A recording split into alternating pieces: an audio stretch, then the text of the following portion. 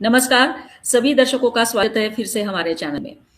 26 जनवरी की परेड हमने देखी और बहुत सारी विशिष्टता जिसकी बात करते हैं हम लोग, जो फीचर्स है वो चर्चा में ज़रूर आने चाहिए।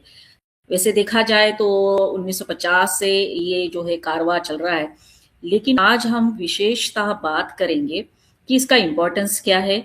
साथ-साथ जो प्रदर्शन हमारे डिफेंस फोर्सेस के द्वारा होता है, विविध माध्यमों के द्वारा, उसका क्या सिग्निफिकेंस होता है और इस बार कैसे जो ईयू के प्रेसिडेंट और उनको बुलाया गया था एज चीफ गेस्ट। तो इस सारी घटनाक्रम को अगर हम देखते हैं तो हमारा जो सेलिब्रेशन है, रिपब्लिक डे की परेड है, वो पूरी दुनिया को एक बहुत अच्छा संदेश देती है और इसके बारे में ही आज हम चर्चा करेंगे। और चर्चा के लिए हमने आमंत्रित किया है हमारे बहुत ही विशेष अतिथि ब्रिगेडियर हेमंत महाजन सर, जिन्होंने अपने जिंदगी के कई साल बॉर्डर पर बिताए हैं और उनका काफी अच्छा अनुभव है। सर, आपका स्वागत और हम धन्यवाद चाहेंगे आपको कि आप हमारे साथ इससे जुड़े। धन्यवाद। इस बार की जो रिपब्लिक डे की परेड थी वो विशेष थी क्योंकि काफी सारी चीजें, नई चीजें भी उसमें इंक्लूड हुई, जैसे ऑपरेशन सिंदूर का, फिर बाद में भैरव बटालियन था। तो सर, पहली बात और पहला मेरा प्रश्न ये है कि ये जो परेड है इसका क्या सिग्निफिकेंस होता है? देखिए, दो स्कूल ऑफ थॉट्स है। एक सोचता है कि हम एक शांतता प्रिय देश है, तो हमने जो हमारे शस्त्र होते हैं ये क्या हमने दुनिया को दिखाना चाहिए। उससे ये महसूस तो नहीं होता है कि हम युद्ध करने के लिए तैयार है वगैरह, यानी कि जिसे पीस स्टिक्स बोला जाता है। हम कितने भी शांतता प्रिय हो उससे बात नहीं बनती है। हमारे शत्रु कितने शांतता प्रिय है इसके ऊपर ये सब चीजें डिपेंड होती है। चाइना है, पाकिस्तान है, तो वो तो शांतता प्रिय बिल्कुल नहीं है, वो तो प्रॉब्लम क्रिएट करते रहते हैं। तो उनके साथ अगर डील करना है तो शांति वार्ता से बातचीत नहीं हो पाती, उनसे बाय फोर्स ही डील करना पड़ता है। तो उनके लिए शस्त्र दिखाना ये जरूर है, जिससे हम कैपेबिलिटी दिखाते हैं कि भाई हमारे पास ये शस्त्र है और अगर जरूरत पड़े तो हम इस शस्त्र का इस्तेमाल कर सकते हैं। दूसरी बात जो ये है कि कुछ लोग ऐसे सोचते थे कि हमने जो हमारे मतलब इतना बड़ा एक्सपेंडिचर क्यों करना चाहिए, इससे खर्चा काफी होता है, मैन पावर काफी चली जाती है। बात सही है कि खर्चा होता है, क्योंकि इतने सारे लोग अगर दिल्ली में इकट्ठे हो जाए और रिहर्सल करे कुछ एटलीस्ट कम से कम एक या 2 हफ्ते के लिए, तो खर्चा तो जरूर होगा। लेकिन ये एक संदेश दिया जाता है 3-4 लोगों को। एक तो अपने देश के लोग, देश के जो रहवासी है, कि देखा हमारा देश आपकी रक्षा करने के लिए काबिल है, ये देश को मैसेज चला जाता है। दूसरे है जो हमारे मित्र, अमेरिका तो भी मित्र ज्यादा रहा नहीं है, लेकिन बाकी मित्र जो है कि भैया ये एक पावरफुल देश है और पंगा ज्यादा, मतलब उनसे फ्रेंडशिप करना ज्यादा अच्छा रहेगा।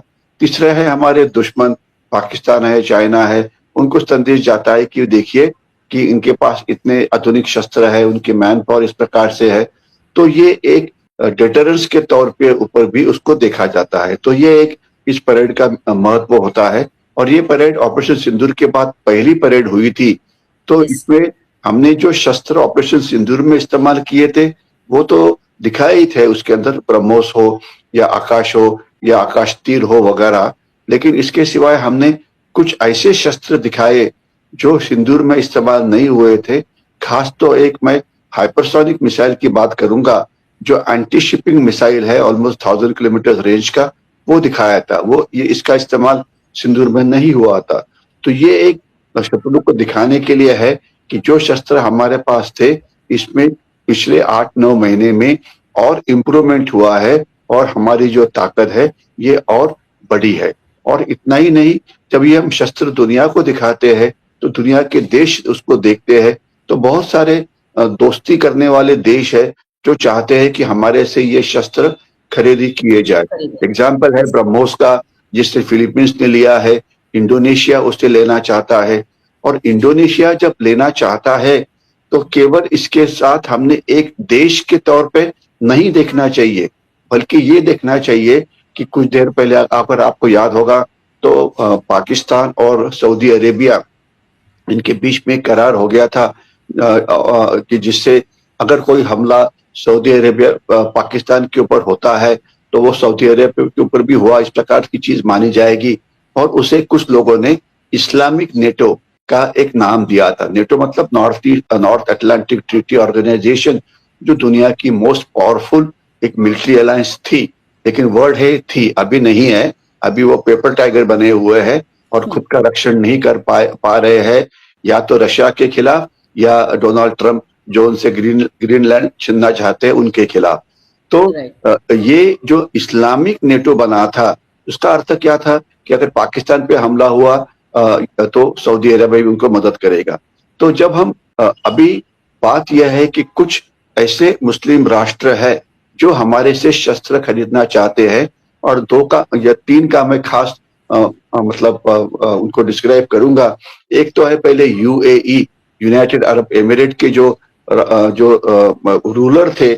4 घंटा उन्होंने ट्रेवल करके वो यूएई से भारत में आ गए, 4 घंटा वापस जाने के लिए, और केवल वो 1.5 घंटा हमारे पंतप्रधान जो नरेंद्र मोदी जी है उनके साथ रहे। लेकिन उसमें एक बहुत बड़ा डिफेंस डील हुआ है, और ये एक काउंटर है, क्योंकि काउंटर टू इस्लामिक नेटो। क्योंकि पाकिस्तान अगर सऊदी अरब की मदद करता है तो हम यूएई की मदद करते हैं। और पाकिस्तान क्या कहना चाहता था हमेशा कि देखिए हमारे पास we are the only Islamic nation with nuclear weapons, तो अगर आपको न्यूक्लियर अम्ब्रेला चाहिए तो हम आप उसको दे सकते हैं। अभी एग्जैक्टली यही न्यूक्लियर अम्ब्रेला अगर यूएई को जरूरत पड़े, सऊदी अरेबिया से हो या येमेन से हो, क्योंकि ये उनके दो दुश्मन हैं, तो वो हमारे तरफ से मिल सकता है। तो ये एक काउंटर हो गया। और इंडोनेशिया को भी चाहता था पाकिस्तान की उसको इस इस्लामिक नेटो में ये किया जाए। तो अगर वो हमारे से वेपन लेता है तो जाहिर है कि पाकिस्तान के बाजू में नहीं जाएगा। और तीसरा देश जो है तुर्कस्तान, उनका दुश्मनी है आर्मेनिया के साथ। आर्मेनिया भी हमारे से शस्त्र खरीद रहा है। तो ये भी एक काउंटर है Pakistani led so called Islamic NATO को। तो ये शस्त्र जब हम दिखाते हैं तो उनको भरोसा हो जाता है कि भैया देखो ये सब शस्त्र नजर आ रहे हैं आपको। और इतना ही नहीं, तो दुनिया के एक इम्पोर्टेंट जो देश है यूरोपियन यूनियन, एक सबसे सेकंड लार्जेस्ट इकोनॉमिक ब्लॉक है 27 कंट्रीज का, तो ये भी अगर देख रहा है तो ये वेपन सिस्टम जो है ये डिपेंडेबल है, हमने खरीदना चाहिए। तो ये एक समवॉट एक एडवर्टीजमेंट भी हो जाती है हमारी कैपेबिलिटीज की। वर्षा जी। ये सर जैसे आपने बताया कि जितनी सारी जो डिफेंस सेक्टर में जो भी हमने प्रगति की है उसको एक तरह से प्रदर्शित किया गया, तो ये सर आप जैसे कहते हो कि ये आत्मनिर्भर भारत को भी दर्शाता है, जो हमारी इस साल की जो परेड थी वो। इस साल की जो परेड थी उसमें हमने काफी सारी वेपन सिस्टम दिखाई। तो उसको 2-3 प्रकार से हम क्लासीफाई कर सकते हैं। एक तो है अलग अलग प्रकार के मिसाइल्स, जिसमें हमने ब्रह्मोस का मेंशन किया। ब्रह्मोस ये मिसाइल था जिसने जो नूर खान एयर बेस था उसे डैमेज किया गया था, जिससे पाकिस्तान के शायद न्यूक्लियर वेपन्स भी डैमेज हो गए। तो ये बड़ा पावरफुल वेपन है। 4 मैक उसकी स्पीड है, 250 से 300 किलोमीटर उसकी रेंज है। तो ये शस्त्र दिखाया था। दूसरा आकाश, जिसने एंटी एयरक्राफ्ट डिफेंस सिस्टम है उसमें बहुत अच्छा काम किया था। इसके सिवाय पिनाका गन्स थी, जो आर्टिलरी के फायर, जो एक पीजीएम यानी कि प्रिसीजन गाइडेड एम्युनिशन होता है। तो ये जो अलग अलग मिसाइल्स जो थे वो सब दिखाए गए इस परेड के दौरान। दूसरी चीज जो थी, हमारे अलग अलग ड्रोन्स थे वो भी दिखाए गए। अभी ड्रोन के काफी सारे इस्तेमाल होता है। कुछ छोटे ड्रोन होते हैं जिनके ऊपर कैमरा लगा होता है, जो रेकी के लिए या दुश्मन को देखने के लिए, इंफॉर्मेशन कलेक्ट करने के लिए इस्तेमाल करते हैं। दूसरा होता है कि जैसे बोलते हैं लॉइटरिंग एम्युनिशन, यानी कि वो आकाश में जाते हैं, उनके पास मिसाइल्स है, और अगर टारगेट सामने नजर आ जाए तो वो मिसाइल फायर करके जो शत्रु का टारगेट है, या वो टैंक हो या वो कुछ और टारगेट हो, तो उससे बर्बाद किया जाता है। तीसरे होते हैं माफ करिए, उसे सुसाइड ड्रोन बोला जाता है, यानी कि वो एक ड्रोन अगर किसी को टक्कर मारता है तो वो बर्बाद हो जाता है। चौथे लॉन्ग रेंज ड्रोन्स होते हैं, जो ऑलमोस्ट वही काम कर सकते हैं जो एक फाइटर एयरक्राफ्ट काम कर सकता है। खास तो हमने लॉन्ग रेंज ड्रोन्स का इस्तेमाल किया था पाकिस्तान के जो दहशतवादी गठों के ऊपर जो हमने हमला किया था। तो इनिशियल जो एयर डिफेंस है पाकिस्तान का, उसे कंफ्यूज करने के लिए, उसे तोड़ने के लिए और उसे मतलब नलीफाई करने के लिए इनका इस्तेमाल किया था। तो ये सभी ड्रोन्स इसमें दिखाए गए। तो शस्त्र अलग अलग प्रकार के दिखाए गए और नए शस्त्र जो मैं बात कर रहा था वो हमने दिखाए। लेकिन इसमें ये देखना चाहिए कि हमेशा एक सेना में एक कहावत है कि केवल शस्त्र ही इंपॉर्टेंट नहीं है, शस्त्र चलाने वाला जो सैनिक होता है वो भी इक्वली इंपॉर्टेंट है, और खास तो जो सेना का नेतृत्व होता है वो भी बहुत इंपॉर्टेंट है। तो अगर आपने देखा का इस परेड के अंदर की जो शुरुआत हुई थी, तो ये परेड का पूरा कमांडर कौन थे? पूरा कमांडर थे इंडियन आर्मी के एक लेफ्टिनेंट जनरल जो दिल्ली एरिया के चीफ थे। क्या कोई किसी और को हम भी बना सकते थे? नहीं, हमने उनको बनाया है क्योंकि ये एक मैसेज है कि मिलिट्री जो हमारे भारतीय सेना है उसका स्थान हमारे राष्ट्रीय जीवन में बहुत बड़ा है, और हम दिखाना चाहते थे कि देखिए ये हमारे जनरल है जो इस परेड का नेतृत्व कर रहे हैं। दूसरी बात यह है कि जो कॉलम्स आ रहे थे उसमें सबसे पहले 3 परमवीर चक्र विजेता भी आए थे। संजय कुमार जिनको पीवीसी मिला था ऑपरेशन अपने विजय के अंदर, कारगिल के अंदर। बाना सिंह जो उन्होंने बाना टॉप को कैप्चर किया था सियाचिन ग्लेशियर के अंदर। फिर कर्नल पीथवाला जिनको नागालैंड के अंदर अशोक चक्र जो हमारे देश का सबसे बड़ा पुरस्कार है, शौर्य पुरस्कार है, उससे सम्मानित किया था। तो ये शूरवीर सामने आए थे जो एक सबके लिए मोटिवेशन है कि देखिए कि इन्होंने काफी साल पहले ये अवार्ड उनको मिले थे, लेकिन आज भी हम उनको मानते हैं क्योंकि उनका जो शौर्य है ये पूरे देश के लिए एक एग्जाम्पल है। इसके सिवाय अगर आपने देखा होगा कि मतलब अलग अलग हमारे जो कंटिंजेंट थे, कंटिंजेंट के अंदर कोई लेफ्टिनेंट कोई कमांड कर रहे थे, कोई कैप्टन कर रहे थे, कोई लेफ्टिनेंट कर्नल कर रहे थे, और जो मार्चिंग कंटिंजेंट जो स्मार्टली जो आगे आ रहे थे। तो ये हर एक रेजिमेंट अपनी कहानी बता रहा था। इसलिए कि मैं महाराष्ट्र से हूँ, हमारी जो मराठा लाइट इन्फेंट्री है उसका दस्ता भी उसके अंदर था, डोगरा का था, गुरखास का था, और उसके साथ उनकी अलग अलग बैंड ट्यून्स थी कि जो बैंड होता है या जिसे मिलिट्री म्यूजिक बोलते हैं, उसका जब लड़ाई होती है इसके अंदर इसमें स्थान उनका बहुत इंपॉर्टेंट होता है। क्योंकि जब ये मार्शल म्यूजिक हम सुनते हैं तो हमारा खून उबल जाता है और हम कुछ अच्छी काम करने के लिए सोचते हैं। ये या तो वो सारे जहां से अच्छा हो, या ये जो लता मंगेशकर का जो फेमस सॉन्ग है 1962 वॉर का वो हो, या बॉर्डर का सॉन्ग है वो हो। तो ये एक हमारे सोल्जर्स को और प्रयास से हमारे देश को मोटिवेट करता है। जब हम इस प्रकार के पेट्रियोटिक सॉन्ग सुनते हैं तो हम भी सोचते हैं कि हम भी कुछ अच्छा काम करें जिसका देश को फायदा हो। और इसके साथ ही अगर आपने देखा होगा तो कुछ चीजें हमने ऐसी दिखाई थी जो आम तौर पे जो फॉरेन मिलिट्री परेड्स होती है उसमें नजर नहीं आती है। एग्जाम्पल है चाइना का मिलिट्री परेड हुआ था, उसकी तुलना हम हमारे मिलिट्री परेड के साथ कर सकते हैं। तो हमारी मिलिट्री परेड के अंदर हमने कुछ फौज के एनिमल्स को भी साथ में लाया था। अब ये एनिमल्स कौन थे? आमतौर पे पुराने टाइम के ऊपर जब हम डॉग स्क्वाड की बात कर रहे थे, जिसे ट्रैकर डॉग का तौर से इस्तेमाल किया जाता है या स्निफर डॉग के तौर पे इस्तेमाल किया जाता है।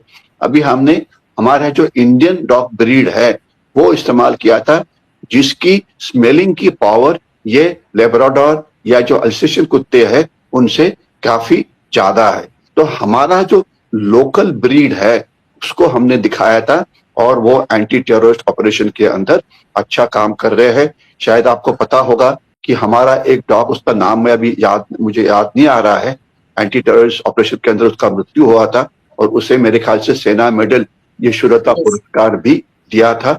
ये फोटो आपको मिल जाएगी यूट्यूब के ऊपर या वीडियोस के ऊपर। तो इसके सिवाय कुछ हमारे पास और खास एनिमल्स है। अभी जैसे घोड़े होते हैं, काफी जगह पे ड्रोन नहीं जा पाते, वहां घोड़े जा सकते हैं। और दूसरा अगर आपने देखा होगा तो हमने 2 प्रकार के कैमल्स इस परेड में दिखाए थे। एक तो वो कैमल है कि जो डेजर्ट में काम कर सकते हैं और कैमल को डेजर्ट का शिप समझा जाता है, और दूसरे ऐसे कैमल है जो बहुत ठंडा इलाका जो लद्दाख का है वहां पे काम करते हैं, और ये अगर देखा होगा तो ये डबल हम्प कैमल है। जो डेजर्ट वाले कैमल होते हैं वो सिंगल हम्प कैमल होता है, ये डबल हम्प वाले हैं, इसलिए कि वो वहां पे ब्रीड किए गए हैं।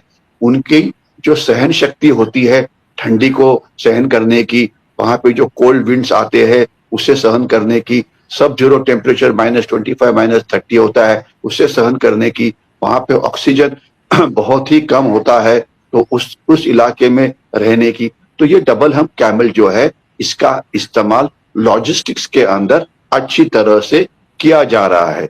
तो यस। ये सब एनिमल्स का काम हम अच्छी तरह से कर रहे हैं, तो ये भी हमने इसके अंदर दिखाया था। और इसमें लास्ट में जो चीज थी कि एक तो हो गया नेतृत्व, दूसरे नेतृत्व हायर लेवल के ऊपर, नेतृत्व जो है वो मतलब क्राउड के ऊपर या जब जहां एक्चुअली लड़ाई होती है वहां पर। और इसके सिवाय लीडिंग फ्रॉम द फ्रंट नाम का हमारा ये है। तो ये जितने भी अभी शौर्य पुरस्कार मिले हुए हैं ये सभी उन लोगों को मिले हैं कि उन्होंने कठिन परिस्थितियों के अंदर अपनी अपनी यूनिट्स का नेतृत्व किया। 8 वीर चक्र मिले हुए हैं इस ऑपरेशन सिंदूर के दौरान।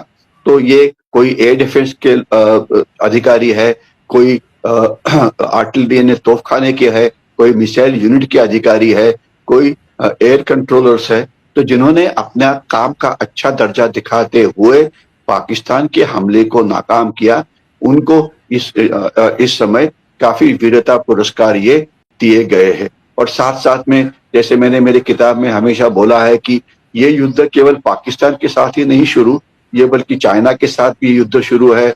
पाकिस्तान को जो सपोर्ट करने वाले देश है जैसे सऊदी अरेबिया है, तुर्कस्तान है, उनके साथ भी शुरू है। प्लस पाकिस्तान के जो हस्तक यानी कि जो उनके एजेंट्स हमारे देश के अंदर है उनके साथ ये चल रहा है। और ये एक लॉन्ग ड्रॉन वॉरफेयर है। तो इस लॉन्ग ड्रॉन वॉरफेयर में अगर आप देखेंगे तो ऑपरेशन सिंदूर के सिवाय 5 या 6 शौर्यता पुरस्कार ऐसे दिए गए थे जो अभी ऑपरेशन सिंदूर के बाद के काम के लिए दिए गए हैं। यानी कि ऑपरेशन सिंदूर चालू है। और आपको शायद पता होगा, अगर मुझे फिगर्स याद आ रही होगी तो ऑलमोस्ट ऑपरेशन सिंदूर जो माना जाता है वो 7-8 रात को हमने हमला किया था, 8-9 मई के रात को पाकिस्तान ने हमला किया था, और 9-10 के रात को हमने फिर तीसरा हमला किया था, और 10 को फिर 10 मई को फिर सीज फायर डिक्लेयर हो गया था दोपहर को 4 बजे। तो इसके सिवाय इसके बाद का जो समय है, आज तारीख शायद 27 जनवरी या 28 जनवरी है, तो इस दौरान इंडियन आर्मी ने ऑलमोस्ट 40 अपने जवानों का खून वहां पे दिया हुआ है कश्मीर के अंदर वगैरह, इंक्लूडिंग एक स्पेशल फोर्सेस के हवालदार थे। खैर हमने दहशतवादियों को भी मारा है, लेकिन देश की रक्षा करते हुए और 40 से ज्यादा हमारे शूर जवानों को वीर गति मिली है। इससे आप देख सकते हैं कि किस प्रकार से ये जो ऑपरेशन है ये चालू है। तो ये सब एक कॉम्बिनेशन होता है लड़ाई करने के लिए। और इसमें जो लास्ट वाली बात है कि हर एक लड़ाई के बाद हम लेसन सीखते हैं। और जैसे आपने शुरुआत में एक जिक्र किया था कि इसके अंदर हमने हमारी भैरव बटालियन दिखा दी, हमने रुद्रा ब्रिगेड दिखा दी वगैरह। तो ये एक ऑर्गेनाइजेशनल चेंज है जो एक बहुत बड़े तौर पे, बहुत बड़े पैमाने के ऊपर हम भारतीय सेना में या इंडियन आर्मी में ला रहे हैं। अगर आप चाहें तो मैं इसको थोड़ा सा शॉर्ट में डिस्क्राइब कर सकता हूं, अगर आप चाहते हैं तो। वर्षा जी।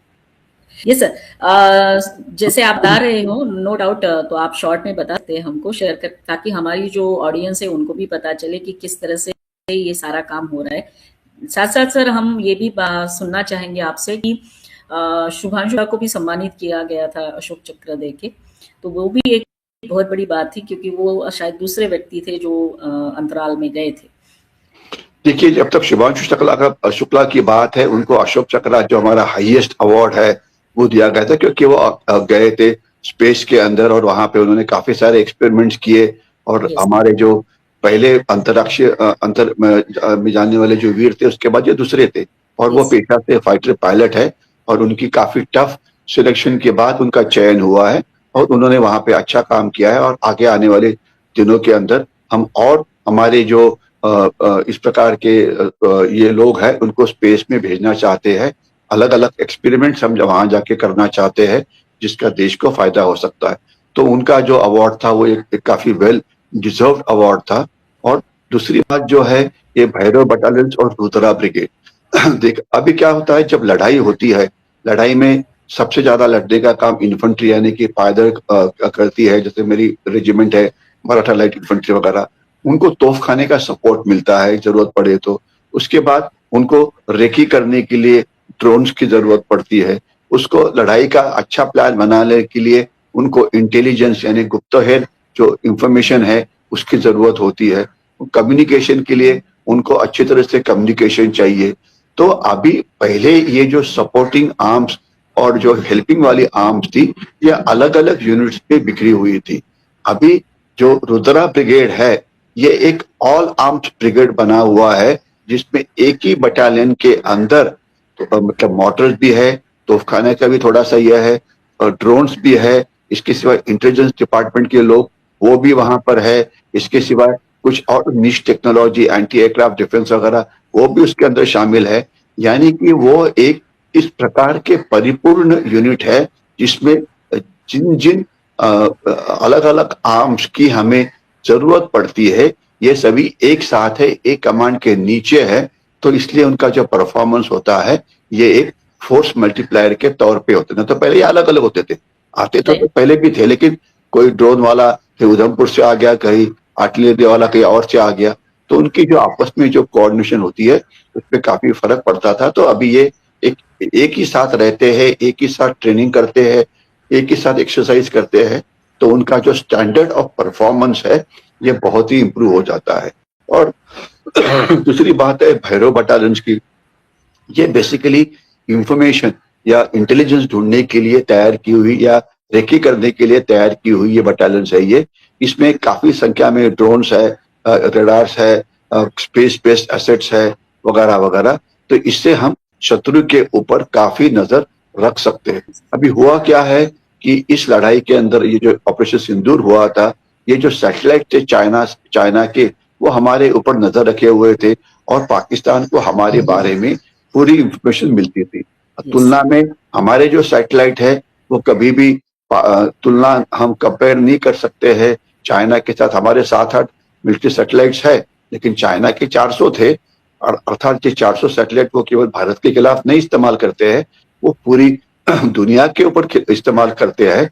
लेकिन जरूरत पड़ने के ऊपर उन्होंने सबका जो मुंह था वो भारत की तरफ किया था, क्योंकि जब लड़ाई भारत में होने वाली है तब उस टाइम अमेरिका की तरफ क्या देखना है। तो इसलिए ये जो रिसोर्सेस उनके पास, पाकिस्तान के पास जो आते हैं चाइना से, ये काफी ज्यादा आते हैं। तो इसलिए हमारे जो रिसोर्सेस है हमने उसको ऑप्टिमली यूटिलाइज करना चाहिए। काफी बार हमें दूसरे देश से भी खबर मिल सकती है, वो अमेरिका हो या इजराइल हो वगैरह, तो उसको कोलेट करना चाहता है। अगर आपने कल के परेड में देखा होगा तो वहां पे एक कम्युनिकेशन कंट्रोल सेंटर की भी स्क्रीन दिखाई थी, जहां पे जो अलग अलग प्रकार से इंफॉर्मेशन आती है, यानी कि स्पेस से, सैटेलाइट से आती है, ड्रोन से आती है, एयरक्राफ्ट जो रेकी कर रहा है उससे आती है, रडार जो होते हैं उससे आती है, एवैक नाम का आपका विमान है उससे आती है। तो ये सभी जो इंफॉर्मेशन है ये इकट्ठा करके एक जगह पे लाया जाता है और उसका एनालिसिस किया जाता है, और फिर ये डिसाइड किया जाता है कि ये जो अलग अलग टारगेट्स है इसके ऊपर किस प्रकार का वेपन का फायरिंग किया जाए। तो ये जो इंटीग्रेटेड कम्युनिकेशन सिस्टम है, ये अभी हमारे इसमें इसकी इंटीग्रेशन और ज्यादा बढ़ी हुई है। यही हमने कल दिखाया था कि हमारे जो रिसोर्सेज है इसकी जो यूटिलाइजेशन है ये बहुत ही ऑप्टिमम है। वर्षा जी। ये सर इतना डिटेल में आपने हमको समझाया, वो भी इतने सिंपल वे में। लेकिन सर अभी बात करते हैं कि इस बार जो हमारी जो परेड थी और उसमें जो चीफ गेस्ट थे वो यूरोपियन यूनियन के जो 2 चीफ्स आए हैं, और उसके बाद हमने अब मदर ऑफ द डील जैसे उन्होंने कहा वो साइन हो गई सर। तो सर ये एक बहुत इंपॉर्टेंट बात रही, तो इसका क्या हमको फायदा होगा सर? देखिए, यूरोपियन यूनियन को बुलाना ये एक बहुत ही बड़ा स्ट्रेटेजिक कदम था। देखिए, जो आपके 26 जनवरी के जो गेस्ट होते हैं उनको काफी पहले इनविटेशन दिया जाता है, और जब तक यूरोपियन यूनियन के साथ डील का सवाल है 2007 से ये बातचीत चल रही है। हमने हमारे जो कॉमर्स मिनिस्टर है पीयूष गोयल जी, उनको उनका अभिनंदन करना चाहिए कि उन्होंने कितने देर से वो कर रहे हैं और अल्टीमेटली ये डील साइन हुआ है। अब इसकी यस। इंपॉर्टेंस क्या है? इंपॉर्टेंस सीधी सिंपल है कि यूरोपियन यूनियन ये 27 देश इकट्ठे हैं, पहले 28 थे, अभी ब्रिटेन वहां से अलग हो गया है। तो इनकी इकोनॉमी जो है ये second largest market in the world है अमेरिका के बाद। अगर हमें इस मार्केट के साथ हम इंपोर्ट और एक्सपोर्ट कर सकते हैं तो जाहिर है कि हमारी इकोनॉमी को काफी सारा फायदा होगा। क्या फायदा होगा, कैसे होगा, इसकी काफी सारी एनालिसिस हुई है। हमारा ट्रेड ऑलमोस्ट डबल हो सकता है और यूरोपियन यूनियन वो चीजें हमारे से लेगा जो फिलहाल अमेरिका हमारे से नहीं ले रहा है। अमेरिका हमारे से एक पर्टिकुलर टाइप ऑफ चीजें ले रहा है और ऑलमोस्ट $65 बिलियन का जो हमारा ट्रेड अमेरिका का साथ है वो अभी काफी खतरे में है, क्योंकि ट्रम्प ने जो टैरिफ लगाया है 50% का वगैरह उससे। तो इसकी रिप्लेसमेंट काफी संख्या तक, काफी हद तक यूरोपियन यूनियन कर सकती है। दूसरी जो यूरोपियन यूनियन की जो सबसे बड़ी खासियत ये है, अगर आपने फर्स्ट वर्ल्ड वॉर की या सेकंड वर्ल्ड वॉर की हिस्ट्री पढ़ी होगी तो ये सब वर्ल्ड वॉर ये यूरोप में लड़े गए थे, और फ्रांस हो, जर्मनी हो, ब्रिटेन हो, ये इटाली भी जो थे, ये सभी देश लड़े हुए हैं। तो इस वॉर में लड़े हैं, तो उनकी जो लड़ने की परंपरा काफी बड़ी है। खैर अभी नहीं है क्योंकि उसके कारण थोड़े अलग हो गए हैं, लेकिन उनकी जो वेपन सिस्टम है ये one of the most modern है। जैसे कि राफेल जो विमान है इसका फ्रांस का बड़ा आधुनिक है। इसके सिवाय जो एयरक्राफ्ट कैरियर ब्रिटेन के है वो बड़े आधुनिक है। जो सबमरीन से जर्मनी की ये बहुत ही आधुनिक है। तो ये इस सब क्षेत्र में डिफेंस कोऑपरेशन हमारा यूरोप के साथ बढ़ने से उनकी टेक्नोलॉजी हमारे से काफी ज्यादा सुपीरियर है, जो हमें मिल सकती है मेक इन इंडिया के अंदर इसे भारत में बनाने के लिए। खास तो राफेल है या खास तो एयरक्राफ्ट है, खास तो जो सबमरीन वगैरह है, इसके साथ भी अलग अलग डील्स ये हो रहे हैं। दूसरी चीज आपने देखना चाहिए कि ये जब डील हुआ था, यूरोप पहले हमारे से झगड़ा कर रहा था।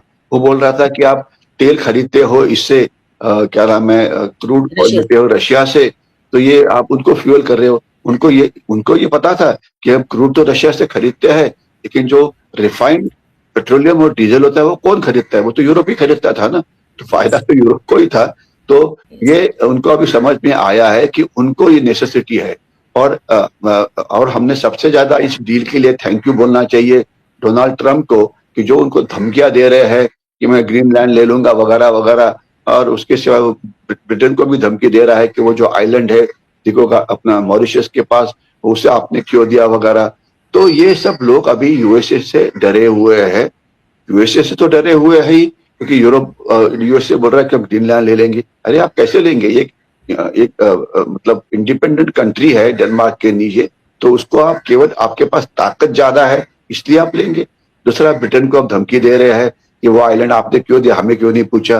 तीसरा, जो अभी जब ये सब हो गया था तो यूरोप को पता है कि उनमें कैपेसिटी ही नहीं है, अगर यूएसए फोर्स इस्तेमाल करता है तो उनको कोई चारा नहीं था, इसलिए डिफेंस कोऑपरेशन उन्होंने हमारे साथ बढ़ाया हुआ है। ये आपको समझ में आना चाहिए। और हमारे लिए ये बहुत ही विन विन सिचुएशन है, क्योंकि उनके शस्त्र जो है ये बहुत ही अच्छे हैं। इसके बारे में किसी के दिल में भी कोई शक नहीं होना चाहिए। और दूसरी चीज यहाँ पे साथ साथ में यह है कि वो रशिया से भी डरे हुए हैं, क्योंकि रशिया जो उनके ड्रोन से पूरे यूरोप में भेज रहा है, तो हमारी जो एंटी ड्रोन सिस्टम वगैरह होगी इसका भी हम इस्तेमाल कर सकते हैं उनको मदद करने के लिए।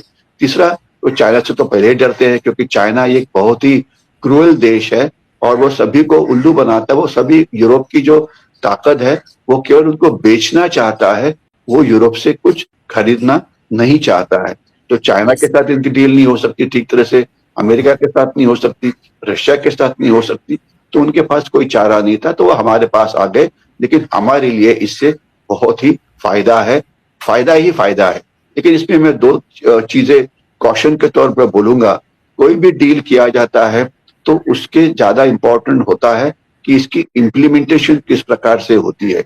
तो ये जो इम्प्लीमेंटेशन है वहां पे मुझे दो चैलेंजेस सामने नजर आती हुई दिखाई देती है। एक तो जो भी चीज हम यूरोप को बेचना चाहेंगे उनको हर एक चीज वर्ल्ड क्लास की चाहिए।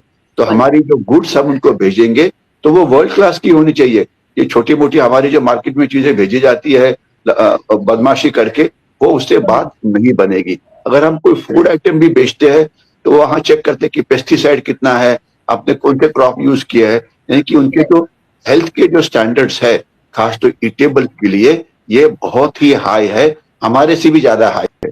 ठीक है, तो आपको ये वर्ल्ड स्टैंडर्ड्स के तौर पे जाना पड़ेगा, हमारी इंडस्ट्री जो उनको उसे बेचना चाहेगी। और तीसरी बात यह है कि ये यूरोपियन यूनियन देखा जाए तो एक कॉमन मार्केट है, लेकिन 27 अलग अलग देश है, तो काफी बार वो थोड़ा सा अलग अलग सोचते हैं और हर एक देश चाहता है कि उनके लिए वो चीज ज्यादा फायदे की हो। यानी कि समझ लीजिए इटाली का जो फायदा है एक चीज खरीदने से, वही फायदा जर्मनी को नहीं होगा, क्योंकि इटाली की ज्योग्राफी अलग है, जर्मनी की अलग है। तो यानी कि आपको थोड़ा सा कंट्री स्पेसिफिक भी चीजें बेचने के लिए तैयार रहना पड़ता है। बल्कि ये कॉमन मार्केट है, लेकिन हर एक जो अपना क्वालिटेटिव रिक्वायरमेंट रखेगा, वो जो उनके लिए सूटेबल है वो रखेगा। तो ये एक चैलेंज है।